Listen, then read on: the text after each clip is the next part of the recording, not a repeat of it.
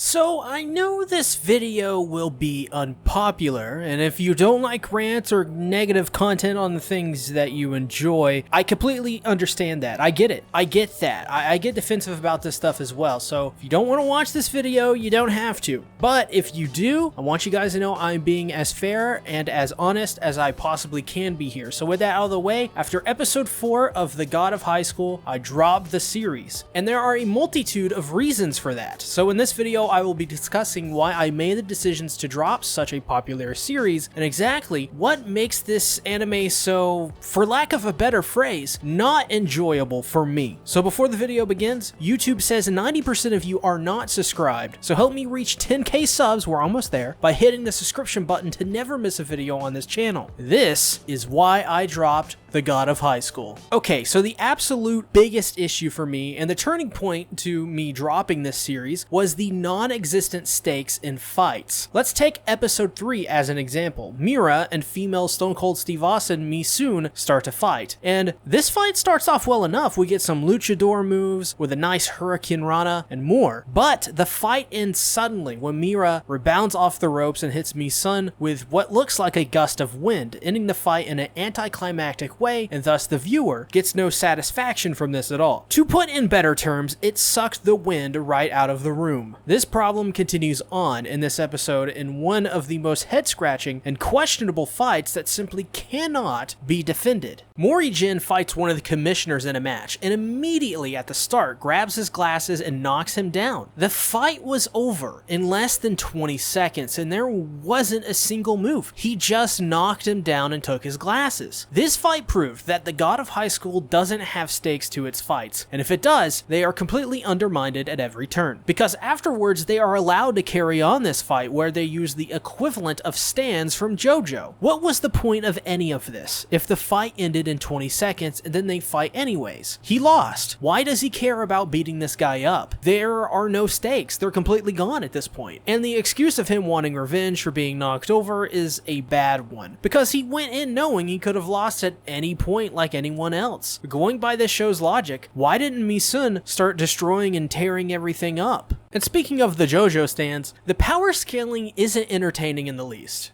Just because you can have out-of-control power scaling doesn't mean you should, because at that point it creates issues. Just look at what's happened with Dragon Ball Super in the later seasons of Dragon Ball Z. What this show does instead is, in the very first scene of the first episode, have a very powerful, godly-like attack wipe out an island, which is then not brought up again for at least 3 more episodes? How do you even follow something like that? There is no build up to anything in terms of power scaling. Hunter x Hunter, to me, is still the gold standard in this regard, having very simple to understand but deceptively complex power scaling. Not even going to lie, this could be a Dragon Ball Super power scaling situation based on the way this series is headed. And then you have the characters, which I will give them credit for. Compared to everything else I've seen in regards to the series, this is something they have tried to make work in their own little way. But what I dislike about this so much is that essentially the characters largely don't have meaningful motivation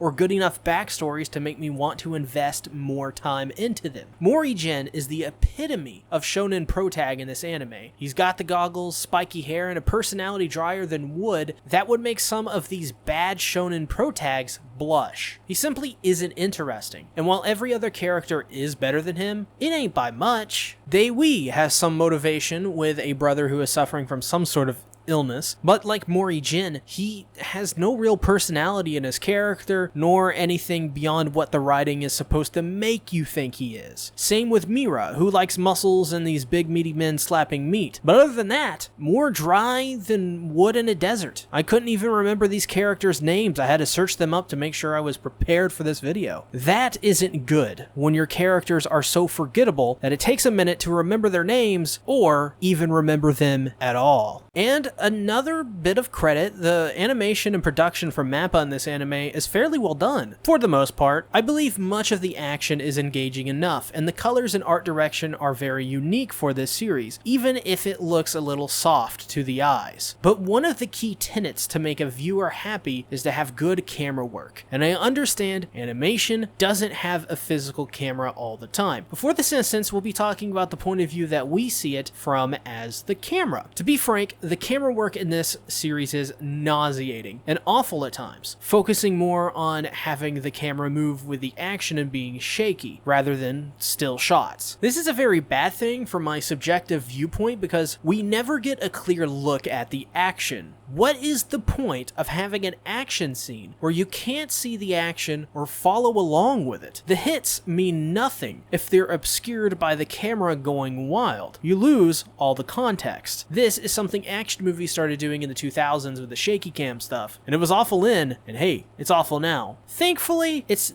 not nearly as bad as shaky cam stuff though, but it's still, they shouldn't be moving the camera around. I just don't like that. To make matters worse for the God of High School, its mal rating is falling with every new episode. This shows that the hype, much like Tower of God, has fallen after people realized this anime is not really special and was extremely overrated by a few groups of people. At the very beginning, this series was rated around an 8.3, which even at the time was a little confusing to me. That rhymed.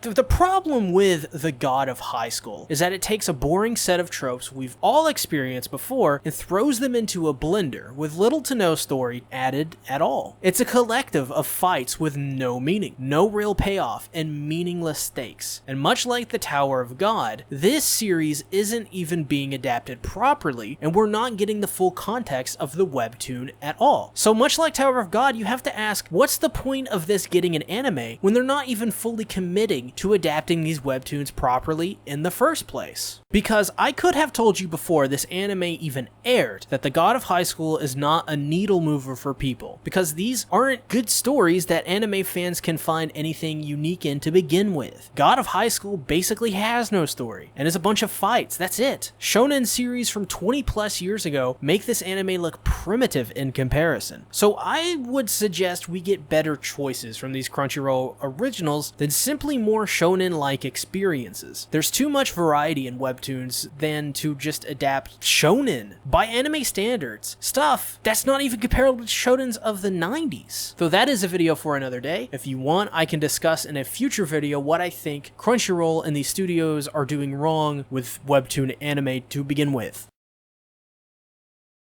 And I do want to make sure I mention that I loved webtoons and am a massive fan of them. I have a second channel where once a week I talk about a webtoon and give my first impressions on them. It's something I love to do. Webtoons are a way to experience stories in a different way than just manga or an anime, but as well still give you that feeling that you're reading a manga. But I digress. The God of High School isn't a series we should call lazy, but it is somewhere in that ballpark. Not lazy in terms of the people working on it. The original creator isn't lazy. Nobody involved here is lazy. But what is lazy is the way the story is being handled. It really seems like the idea of this series is to have all of the cool fights but without the story. It's like someone said, hey, you know all those great shonen? Well, nobody likes the stories knows anyways, so who needs emotional investment? Let's just remove what makes a narrative and just do a bunch of fights. And I will admit, there is something there to the idea of having a less story-oriented anime with action. But you know what? We already got that. In fact, you can watch 2 whole seasons of it right now, and it's pretty awesome. In fact, you may have heard of it, may have watched it. The anime is called One Punch Man, and it is what I'd say is the better execution of this idea. And I know what you're saying, well, One Punch Man has a story. And that's correct, but the story of One Punch Man is just a part in the whole that is One Punch Man. Because you simply can't have fights without something to tie it together to make sense. And One Punch Man's story is simple, sweet, effective, and doesn't have enough Fubuki in it, damn it. But I hope you understand my point. So, before we leave, what do you think about the God of High School and my opinion? Do you agree or disagree? As well,